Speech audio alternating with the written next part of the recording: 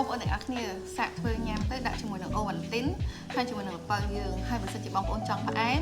ថែមជាមួយនឹងទឹកដោះគោខាប់បានប៉ុន្តែប៉ុណ្នេះល្មមសម្រាប់ញ៉ាំហ្មងដោយសារតែ